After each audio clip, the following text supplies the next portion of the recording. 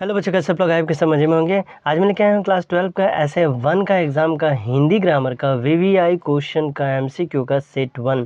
ये हिंदी का एग्ज़ाम जो है आपका 4 तारीख को होगा। आप कोई भी स्ट्रीम के हैं, अगर आपका सब्जेक्ट हिंदी है तो ये वीडियो आपके लिए इंपॉर्टेंट है। आज मैं सिर्फ हिंदी ग्रामर बताऊँगा, वो भी सेट 1 में, और सेट 2 में भी आपका हिंदी ग्रामर ही रहेगा। फिर हिंदी का भी क्वेश्चन आपको जल्द से जल्द मिल जाएगा। चैनल पर पहली बार आए हैं तो लाइक से सब्सक्राइब करके बेल आइकन को जरूर प्रेस कर दें, ताकि आने वाले हर नए वीडियो का नोटिफिकेशन आपको टाइम टू टाइम मिलता रहे। तो चलिए देर न करते हुए शुरू करते हैं। पहला नंबर क्वेश्चन जो है इसमें दिया गया है, हिंदी का पहला समाचार पत्र कहाँ प्रकाशित किया गया था। आपके क्वेश्चन है कहाँ, ठीक है, कोलकाता, मुंबई, मद्रास या बेंगलोर। तो इसका सही आंसर हो जाएगा कोलकाता में, ठीक है। नंबर 2 में आपसे पूछा गया है, भारत में रेडियो की शुरुआत किसके आसपास हुई थी। रेडियो की शुरुआत जो है, यहाँ पर मैं ब्लैंक होगा, रेडियो की शुरुआत जो है किसके आसपास हो गई थी।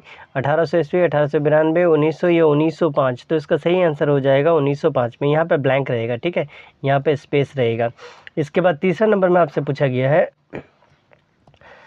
मुद्रण माध्यम का एक स्वरूप है। मुद्रण का इसमें से कौन सा जो है वो मुद्रण माध्यम का स्वरूप है, रेडियो, टेलीविज़न, फिल्म या समाचार पत्र। तो देखिए, इसमें श्रव्य है, इसमें श्रव्य प्लस दृश्य दोनों हैं, इसमें श्रव्य और दृश्य दोनों है, और ये समाचार पत्र जो है ये क्या है, मुद्रण माध्यम में आपका आता है। तो सही आंसर हो जाएगा नंबर 4। 5 नंबर में आपसे पूछा गया, सरकारी पत्र का विषय, सरकारी पत्र में विषय का उल्लेख किया जाता है कहाँ, संबोधन के उपरांत, पत्रांक एवं दिनांक के उपरांत, संबोधन से पूर्व या स्वनिर्देश के पूर्व। तो 4 नंबर में हो जाएगा 4 का 3 नंबर, संबोधन से पूर्व इसका जो ये है किया जाता है। इसके बाद 5 नंबर में है, श्रेष्ठ प्रतिवेदन के गुण हैं। प्रतिवेदन पूरी तरह से स्पष्ट और पूर्ण होना चाहिए, प्रतिवेदन अलंकारिक एवं मुहावरेदार होना चाहिए, प्रतिवेदन सत्य, प्रामाणिक एवं विश्वसनीय नहीं होना चाहिए, प्रतिवेदन का शीर्षक आवश्यक नहीं होना चाहिए। तो 5 का हो जाएगा 1 नंबर, ये पूरी तरीके से स्पष्ट और पूर्ण होना चाहिए ताकि दूसरे को समझ में आए। 6 नंबर में आपसे पूछा गया, थोड़ा और छोटा कर लेते हैं तब क्लियर दिखेगा, किस घटना अथवा किसी आयोजन के संबंध में लिखित विवरण को हम लोग क्या कहते हैं, आवेदन, प्रतिवेदन, स्वीकृति या कार्यसूची। तो 6 का हो जाएगा प्रतिवेदन, ठीक है, 6 का हो जाएगा 2 नंबर, प्रतिवेदन कहते हैं। आवेदन तो कहने का मतलब हो गया पत्र। 7वां नंबर है, किसी रोचक विषय पर मनोरंजक ढंग से लिखा गया विशिष्ट आलेख को हम लोग क्या कहते हैं, निबंध, फीचर, प्रतिवेदन या कहानी। तो ये 7 नंबर का हो जाएगा फीचर लेखन के नाम से ही लोग इसको जानते हैं। इसके बाद हम लोग आते हैं 8 नंबर में। 8 नंबर में पूछा गया, फीचर की भाषा होती है, फीचर की भाषा क्या होती है, सांकेतिक, कलात्मक, प्रतीकात्मक या मौखिक। तो देखिए, फीचर का भाषा बोला है तो फीचर का जो भाषा होगा वो क्या होगा, इसमें कला का यूज़ ज़्यादा होता है, इसलिए ये कलात्मक हो जाएगा। इसके बाद 9 नंबर में पूछा गया है, लोकतंत्र के अविभाज्य अंग के रूप में किसे जाना जाता है, पत्रकारिता को, अध्ययन को, साहित्य लेखन को या रोजगार को। तो ये तो नहीं होगा, ये भी नहीं होगा, ये भी नहीं होगा। तो 9 का क्या हो जाएगा, ए नंबर, पत्रकारिता को। 10 नंबर में पूछा है, एफएम की जो रेडियो की शुरुआत जो है वो कब हुई थी, जुलाई 1977 में, जुलाई 1967 में, जुलाई 1987 में या जुलाई 1997 में। तो इसका सही आंसर हो जाएगा नंबर 4, 1997 में। एफएम पूछा है, ठीक है, रेडियो नहीं पूछा है।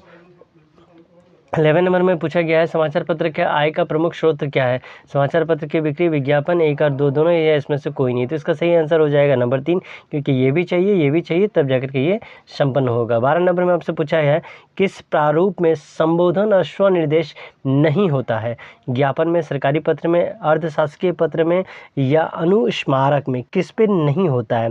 तो इसका सही आंसर हो जाएगा ज्ञापन में। बाकी सब में जो है संबोधन और स्वनिर्देश जो है वो देखने को मिलेगा, खाली ज्ञापन में नहीं देखने को मिलता है। 13 नंबर में पूछा गया, किसी बैठक के लिए प्रस्तावित कार्यों की क्रमबद्ध सूची क्या कहलाती है, रिपोर्ट, आदेश, स्वीकृति या कार्यसूची। तो ये 13 का जो हो जाएगा ये 4 नंबर हो जाएगा, इसको हम लोग कार्यसूची के नाम से जानते हैं। 14 नंबर में पूछा गया, प्रत्यक्ष समाज के बजाय किसी तकनीकी या यांत्रिकी माध्यम के द्वारा समाज के एक विशाल वर्ग से संवाद कायम करना, ये क्या कहलाता है, संचार, जनसंचार, समाचार या फीचर। तो इसका सही आंसर हो जाएगा नंबर 2, जन के साथ हम संचार कर रहे हैं इसलिए इसको हम लोग जन संचार के नाम से जानेंगे। 15 नंबर में पूछा गया है, समाचार सामग्री के अशुद्धियों को दूर करने के पठनीय एवं प्रकाशन योग्य बनाना कहलाता है, रिपोर्टिंग, संपादन, प्रकाशन या वाचन। तो 15 नंबर का हो जाएगा नंबर 2, इसको हम लोग संपादन के नाम से जानते हैं। 16 नंबर में पूछा गया है, सूचनाओं का संकलन एवं संपादन कर पाठकों तक पहुंचाना क्या कहलाता है? संचार, पत्रकारिता, कार्यवृत्ति या प्रसारण? तो इसका सही आंसर हो जाएगा नंबर 2। इसको हम लोग किस नाम से जानेंगे? तो इसको हम लोग पत्रकारिता बोलेंगे। ठीक, इसके बाद आते हैं हम लोग 17 नंबर में। 17 नंबर में पूछा गया है, निम्नलिखित में से कौन सा निबंध का एक भाग हो सकता है? कौन सा एक निबंध का भाग हो सकता है? भूमिका, खंड, चित्र या कल्पना? निबंध का भाग पूछा है, तो निबंध का भाग क्या हो जाएगा? भूमिका, जो स्टार्टिंग वाला पॉइंट रहता है उसको भूमिका कहते हैं और एंडिंग वाला पॉइंट को हम लोग निष्कर्ष कहते हैं। 18 नंबर में पूछा गया है, भाव प्रधान निबंध में किसकी प्रधानता होती है? भाव प्रधान निबंध में किसकी प्रधानता होती है? विचार की, तथ्य की, भावना की या कल्पना की? देखिए, तो भाव प्रधान बोला गया है, तो भाव में क्या हो जाएगा? विचार तो नहीं आएगा, तथ्य आएगा नहीं, कल्पना आएगा नहीं, तो भाव से आपका क्या निकलेगा? तो भावना निकलेगा। इसके बाद आते हैं 19 नंबर में। 19 नंबर में पूछा गया है, निबंध लेखन में डैश विचारों की अभिव्यक्ति होती है? कौन से? मौलिक, सराहनीय, अनुवृत्त या विकृत? तो इसमें कौन सा विचार चाहिए?